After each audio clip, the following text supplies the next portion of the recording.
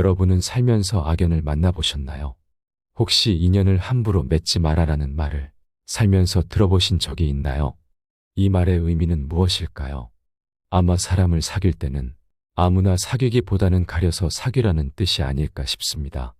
하지만 우리가 살아가다 보면 만난 지 얼마 안 된 사람이 어떤 인연인지 알아보는 것은 거의 불가능에 가깝습니다. 처음에는 귀인인 줄 알았다가 지나고 보면 악연일 경우가 많습니다. 사람과의 관계는 어떤 사람과 관계를 맺느냐에 따라 나를 살릴 수도 나를 나락으로 떨어뜨릴 수도 있습니다.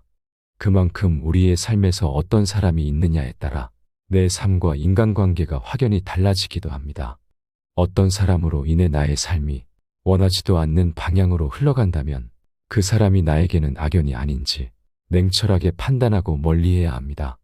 악연과 귀인은 한두 번 만나서는 알 수 없습니다. 더욱이 악연 중에는 처음부터 강하게 끌리는 경우도 있어 더욱 구분이 어려울 수 있습니다. 하지만 그런 사람들은 스스로 악연임을 구별할 수 있는 몇 가지 행동과 특징들을 갖고 있습니다.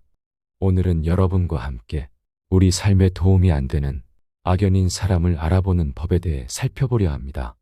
우리 인간관계에 도움이 될 오늘의 지혜를 잘 들어봐 주시면 감사하겠습니다. 첫 번째, 같이 있으면 불편한 사람. 어떤 사람과 함께 있으면 마음이 불편하고 신경이 쓰이는 경우가 있다. 그 사람과 헤어진 후에도 기분이 좋지 않고 다시 만나고 싶지 않다면 그 관계에 대해 깊이 생각해 볼 필요가 있다. 왜 그 사람과 있을 때 불편함을 느끼는지, 어떤 점이 불편하게 하는지 구체적으로 파악해야 한다. 그 사람의 행동이나 말투, 태도 등이 내 가치관이나 성향과 맞지 않아 발생하는 불편함일 수 있다. 이를 파악한 후에는 가능하다면 그 사람과의 관계를 조정하는 방법을 고민해야 한다. 꼭 필요한 경우가 아니라면 조금 더 거리를 두고 자신을 위해 더 시간을 쓰는 것이 맞다. 상대에게 솔직하게 자신의 느낌을 전달하는 것도 한 방법이 될 수 있다. 때로는 서로의 오해나 의사소통 문제로 인해 발생하는 불편함을 대화를 통해 해소할 수 있다면 인간관계는 더 좋아질 수 있다. 만약 상대방과 멀어지는 것이 어렵다면 스스로의 감정을 관리하는 방법에 집중해야 한다. 상대방과 있을 때 느껴지는 부정적인 감정에 쉽사리 휘둘리지 않도록 자신만의 방법으로 스트레스를 푸는 것이 좋다. 예를 들어 명상이나 깊은 호흡, 취미 생활 등을 통해 마음속 스트레스를 해소하고 긍정적인 생각을 유지하려 노력해야 한다. 무엇보다 자신을 소중히 여기고 자신의 감정과 정신 건강을 최우선으로 생각하는 것이 중요하다. 타인과의 관계에서 불편함을 느끼는 것은 자연스러운 일이므로 스트레스 받지 않아야 한다. 모든 관계가 긍정적인 영향만을 주는 것은 아니다. 따라서 부정적인 영향을 미치는 관계는 그럴 수도 있지라고 생각하고 영향을 받지 않아야 한다. 악연을 만나더라도 내가 어떻게 받아들이는지에 따라 나에게 영향이 있을 수도 없을 수도 있는 것이다. 두 번째, 같이 지내면 일이 잘 풀리지 않는 사람. 인생이란 여정에서 때로는 우리의 발목을 잡는 인연들이 있다. 이러한 인연들을 악연이라고 한다. 이런 사람들은 미래의 찬물을 끼얹고 인간관계의 미로 속으로 우리를 밀어넣으며 마음의 평화를 흔들어 놓는다. 그러나 이러한 도전 속에서도 굳건히 서는 방법이 있다는 것을 잊지 말아야 한다. 첫 번째 단계는 자신을 둘러싼 환경을 멀리서 바라보는 것이다. 우리는 때때로 우리가 맺고 있는 관계들이 우리에게 어떤 영향을 끼치는지, 그리고 그 관계들이 우리의 삶에 어떻게 작용하는지 깊게 성찰해 볼 필요가 있다. 일터에서든 사적인 모임에서든 우리와 함께할 때 오히려 방해가 되는 사람들, 그리고 겉으론 화려하지만 내면은 공허한 사람들을 식별하는 것이 중요하다. 이러한 사람들로부터 거리를 두는 것이 현명한 결정일 수 있다. 그러나 기억해야 할 것은 우리 주변에는 아직 발견하지 못한 좋은 인연들이 많이 있다는 것이다. 이러한 좋은 인연을 만나기 위해서는 우리 스스로가 긍정적인 마음가짐을 가지는 것이 필수적이다. 자기 자신을 사랑하고 긍정적인 에너지를 유지하는 것이야말로 좋은 인연을 끌어들이는 비결이다. 불행한 인연으로 인해 일이 잘 풀리지 않는다고 해서 쉽게 포기해서는 안 된다. 오히려 그러한 상황을 극복하려는 강한 의지를 가져야 한다. 실패에서 배우고 그 경험을 바탕으로 다시 일어서는 것. 이것이 바로 성장하는 과정이다. 자신을 변화시키고 주변 환경을 긍정적으로 만들어 나가는 과정은 분명 쉽지 않을 것이다. 그러나 중요한 것은 결코 포기하지 않고 긍정적인 변화를 이루기 위해 노력하는 것이다. 세 번째, 쎄한 느낌이 드는 사람. 우리가 가끔 촉이 좋다, 혹은 촉이 안 좋다라고 말할 때가 있다. 아무런 구체적인 이유 없이 그저 느낌으로 미래의 일을 어렴풋이 예감하는 것이다. 과학적으로 보면 사람의 뇌는 위험을 미리 감지하는 능력을 누구나 가지고 있다고 한다. 특히 나를 힘들게 하는 사람에 대해 느끼는 부정적인 촉도 이러한 감각 중 하나다. 말로는 잘 설명할 수 없지만 왠지 모르게 기분이 나쁘고 멀리하고 싶어지는 그런 느낌이다. 이런 경우 자신의 촉을 신뢰해 보는 것도 하나의 방법이다. 이 촉이라는 감정은 우리가 생각하는 것보다 더 중요한 역할을 할 수 있다. 예를 들어 어떤 상황이나 사람에 대한 첫인상이나 느낌이 나중에 큰 영향을 미치는 경우가 많다. 이는 우리가 의식하지 못하는 사이에도 우리의 뇌가 수집한 정보를 바탕으로 빠르게 판단을 내리기 때문이다. 따라서 자신의 촉을 무시하기보다는 그 느낌을 중요하게 여기고 왜 그런 느낌이 드는지 곰곰이 생각해보는 시간을 가지는 것이 좋다. 물론 모든 촉이 정확한 것은 아니지만 때로는 의식적으로 인지하지 못하는 중요한 신호를 놓치지 않기 위해 이런 느낌에 주의를 기울일 필요가 있다. 특히 인간 관계에서 이러한 촉은 더욱 중요하다. 사람과의 관계에서 느껴지는 불편함이나 부정적인 감정은 그 사람과의 관계를 재고해 볼 필요가 있다는 신호일 수 있다. 이런 감정을 무시하고 관계를 지속하려 하면 결국에는 더 큰 스트레스나 문제로 이어질 수 있다. 물론 모든 결정을 촉에만 의존하는 것은 바람직하지 않다. 하지만 때로는 논리적인 분석만으로는 해결되지 않는 인간관계의 문제들에 대해 직감이 올바른 방향을 제시해 줄 수도 있다. 따라서 촉을 하나의 중요한 정보원으로 여기고 그것을 바탕으로 더 깊이 생각하고 판단하는 과정을 거치는 것이 현명하다. 결론적으로 촉은 우리에게 주어진 소중한 선물과도 같다. 이를 통해 우리는 보이지 않는 위험을 감지하고 더 나은 결정을 내릴 수 있다. 자신의 촉을 신뢰하고 그것을 자신의 삶에서 중요한 가이드로 삼아보자. 자신의 직감과 감정을 소중히 여기며 그것들을 통해 자신의 삶을 더욱 풍부하고 의미 있게 만들어가는 것이야말로 진정한 지혜라 할 수 있다. 네 번째, 이유 없이 몸이 아프게 되는 사람. 아무 이유 없이 몸이 괜히 아프다면 그것은 생각지도 못한 다른 원인이 있을 수 있다. 특히 누군가를 만나기 전이나 만난 후에 두통이나 소화불량, 피로감 같은 증상이 반복된다면 그 사람과 나 사이에 좋지 않은 연결고리가 있을 수 있다는 경고 신호일지도 모른다.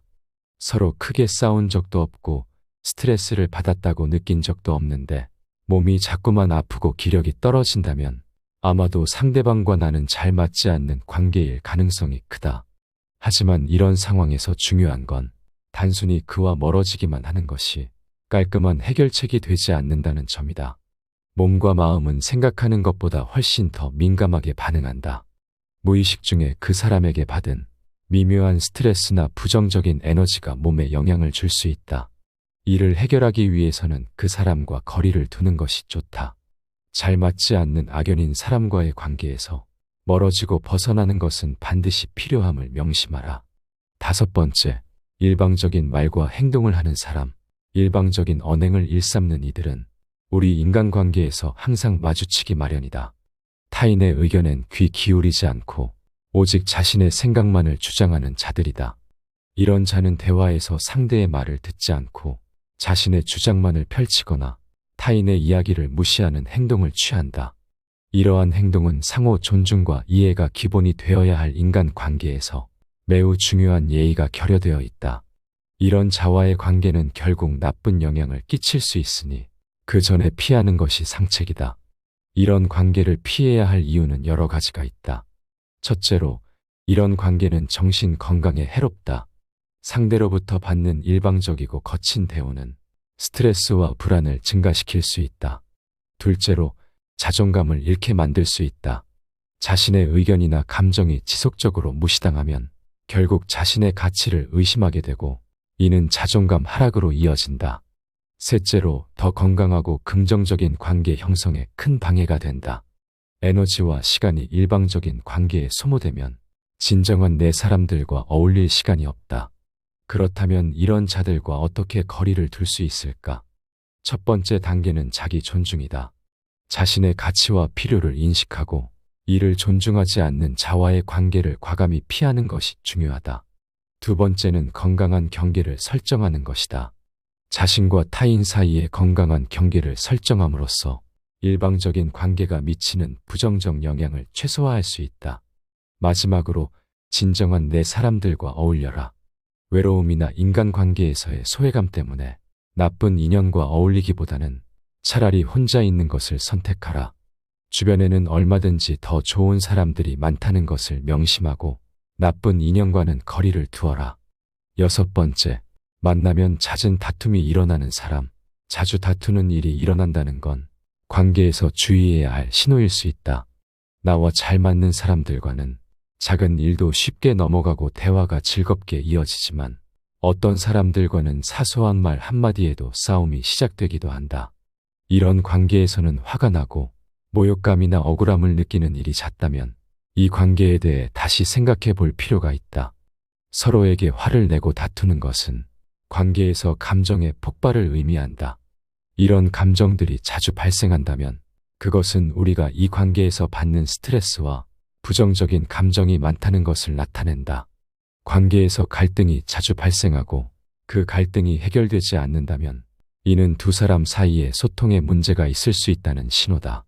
갈등이 자주 발생하는 관계에서는 먼저 소통의 방식을 점검해야 한다. 서로의 의견을 존중하고 경청하는 태도가 중요하다.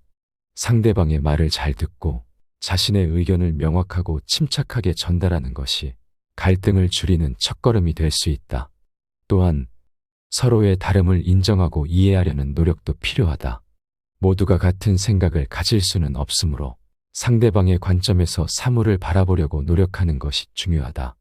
하지만 소통을 개선하려는 노력에도 불구하고 관계에서의 갈등이 지속된다면 이 관계가 자신에게 정말 필요한 것인지 진지하게 고민해 보아야 한다. 관계는 서로에게 긍정적인 영향을 주어야 하며 서로의 성장을 도와야 한다. 반대로 한쪽만 계속해서 상처를 받고 부정적인 감정을 경험한다면 이는 좋은 관계라고 할 수 없다. 인간관계에서 잦은 다툼은 우리에게 중요한 메시지를 전달한다. 이런 관계는 우리에게 스트레스와 부정적인 감정을 안겨주며 때로는 우리 자신과 상대방 모두에게 해를 끼칠 수 있다. 따라서 이런 관계를 지속할지 아니면 변화를 모색할지에 대해 심각하게 고민해 보아야 한다. 관계에서의 갈등과 다툼을 줄이기 위해서는 서로의 소통 방식을 개선하고 서로를 이해하려는 노력이 필요하다. 하지만 그럼에도 불구하고 문제가 지속된다면 그 관계가 자신에게 좋지 않은 영향을 미치고 있다고 판단하고 나를 위한 결정을 내려라. 일곱 번째, 돈 거래를 하려는 사람. 돈 문제는 사람 사이의 관계에서 큰 비중을 차지하는 경우가 많다. 내게 돈을 빌리려고 하거나 내 이름을 써서 무언가를 하자고 제안하거나 함께 사업을 하자고 할 때 반드시 주의하라. 이런 상황들은 악연일 가능성이 있다. 돈과 관련된 부탁을 쉽게 하는 사람들과의 관계에서는 반드시 평소보다 더 주의가 필요하다. 돈을 빌려달라는 부탁이나 명예대여, 공동사업 등의 제안은 신중히 고려해야 한다. 이런 요청들은 단순한 부탁이 아니라 나중에 큰 문제로 이어질 수 있는 신호일 수 있다. 돈 거래를 요청하는 사람과의 관계에서는 몇 가지 주의할 점이 있다. 첫째, 돈을 빌려줄 때는 반드시 서면으로 기록을 남기는 것이 중요하다. 언제, 얼마를 빌려주고 언제 돌려받기로 했는지 명확하게 기록해두면 나중에 생길 수 있는 오해를 줄일 수 있다. 둘째, 내 명의를 빌려달라는 요청에는 더욱 신중해야 한다. 명예 대여는 법적인 문제로 이어질 수 있으며 내가 모르는 사이에 큰 빚을 지게 될 수도 있다. 따라서 아무리 가까운 사이라도 이런 요청에는 거절하는 것이 현명하다. 셋째, 공동사업 제안도 주의 깊게 검토해야 한다. 사업을 함께 한다는 것은 큰 책임과 위험을 공유한다는 의미다. 사업 계획, 자금 계획 등을 면밀히 검토하고 가능하다면 전문가의 조언을 구하는 것이 좋다. 돈 문제로 인한 갈등은 사람들 사이의 관계를 어렵게 만드는 주요 원인 중 하나다. 따라서 돈 거래를 제한하는 사람과의 관계에서는 항상 신중을 기하고 가능한 한 문제가 생기지 않도록 미리 대비하는 것이 중요하다. 돈과 관련된 결정을 내릴 때는 감정에 휘둘리지 않고 항상 이성적으로 판단해야 한다. 이런 점들을 명심하면 돈 거래로 인한 불필요한 갈등과 문제를 줄일 수 있다. 마지막으로 돈 문제로 인해 관계가 틀어지는 것을 현명하게 피하기 위해서는 처음부터 명확한 기준을 세우고 그 기준에 따라 일관되게 행동하는 것이 중요하다. 기준을 세우고 일관성을 유지하는 것은 처음에는 어렵게 느껴질 수도 있지만 장기적으로 볼 때 더 건강하고 행복한 인간관계를 유지하는 데 도움이 된다. 오늘은 여러분과 함께 우리 삶에 도움이 안 되고 나에게 악영향만 주는 악연인 사람을 알아보는 법과 영향을 받지 않는 법, 대처법에 대해 알아봤습니다. 여러분 주변에는 이런 사람이 있나요? 여러분의 경험담이나 소중한 의견은 댓글로 남겨주시기를 바랍니다. 영상은 이것으로 마치며 항상 영상 시청해 주셔서 감사하다는 말씀드립니다. 감사합니다. 지혜가 울창한 지혜의 숲입니다.